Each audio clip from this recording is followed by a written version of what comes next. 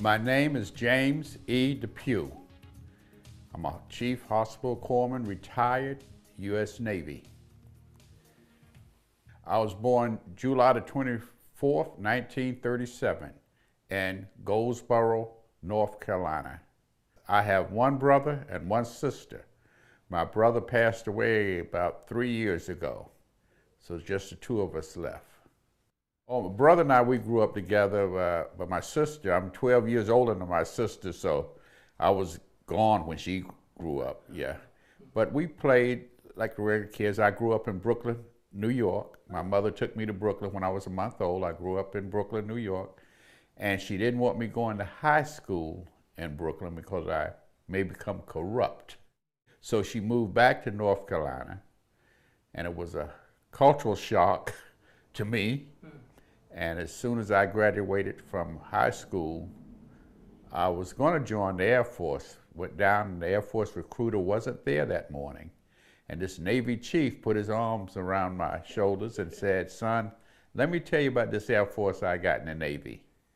And I joined the Navy. I was much happier. I got to do a lot more in the medical field in the Navy than I would have been able to do in the Air Force. The first few months, I went to boot camp in Great Lakes, Illinois. It was summertime, so it was quite warm up there. I had a nice time, and after graduation, I went, first duty station was in Newport, Rhode Island, on a ship. I didn't want any more schooling. I just wanted to be a sailor. And after the first day on the job, the Navy could teach me anything they wanted to teach me. I wasn't doing that job for the rest of the time I was in the Navy. I've been all over on ships, and I flew from Quonset Point, Rhode Island, all the way over to the Indian Ocean. I was in Diego Garcia, the Seychelles Islands, and then I got to see Thailand, because that's where we took our medevacs, and I got to go to the island of Mauritius, all over the Mediterranean. I've been to Japan. So I've had a pretty good Navy career.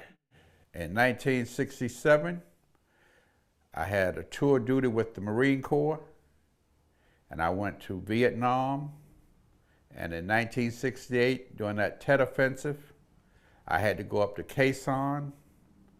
I stayed in Quezon until they brought us out. I went 78 days without a bath. I went 78 days without a hot meal. I went 78 days without clean clothes. So it was a good thing to get out of Quezon. We were a medical unit, Charlie Med. We were a medical unit, and up there in that area when the Marines got wounded, we were the first medical unit they got to. And I happened to be the senior enlisted man up there at the time, so we had to take care of these people, and then we would send them back to Phu Bai, Vietnam. And we never lost a case up there, a Marine, but we did have some close calls, and we did a lot of good work up there, keeping those Marines alive. I was a medic. I told the Marine Corps, "I'm not killing anybody. I will patch you up, but I'm not killing anybody." So I let the Marines do their job, and I did my job. Well, I had a .45, which I never used. I had a Marine Staff Sergeant oil it, clean it, oil it, and stayed in the bottom of my footlocker the whole time. The whole year I was in Vietnam, it stayed there. I have some friends, I have buddies that I've known over 50 years. In fact, one of them lived here in Palm Coast. He came down to visit me and liked Palm Coast so well that he moved here. I have some up in Jacksonville. We were in the Navy together. I have some in Norfolk, Virginia, some up in Maryland.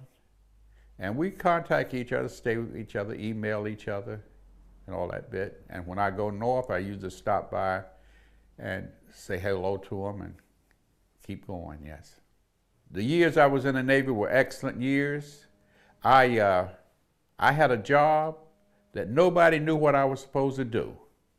I was a preventive medicine technician. I did the same thing for the Navy as the public health department does for the civilians. And when I was on shore duty, I had a secretary, and she could reach me anytime. I did communicable disease. I had to do the water. I had to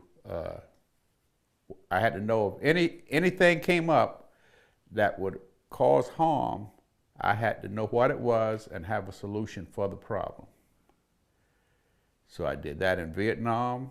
I did it on ships. I was going to be a professional student, I thought. I went to college. And I have a buddy up there in D.C., and he was doing junior ROTC, and he needed some help. And he asked me to come over there and work with him. And I told him I would give it a shot, but I didn't know how long I'd stay. So I stayed 22 years doing that, and I retired as a DC teacher with a master's degree. The students were well trained, and we got along good. In fact, I still communicate with some of the students today. I enjoyed giving them advice. A lot of them joined the Marine Corps. They didn't join the Navy. They wanted to do the other thing. They didn't want to join the Navy, but a lot of them joined the Marine Corps, and we still communicate. What I do now, I volunteer at the Disabled American Veterans in Palm Coast, Florida. I think the least thing I can do is try to give back, because the VA and the Disabled American Veterans have been good to me. They treat me. I get dental work free. I get medical free. I get medicines free. And I try to give back. I volunteer about 3 to 4 days a week. And my wife, she also volunteers. She's a van driver for the disabled veterans. So we try to give back. I would like to say that I was on 4 ships in the Navy, 2 destroyers, 2 aircraft carriers. I had 3 tours of duty with the Marine Corps. I had 1 tour with the Seabees, and the rest was at Naval Hospitals, Bethesda, Maryland. And I had a good career, and I enjoyed all of it.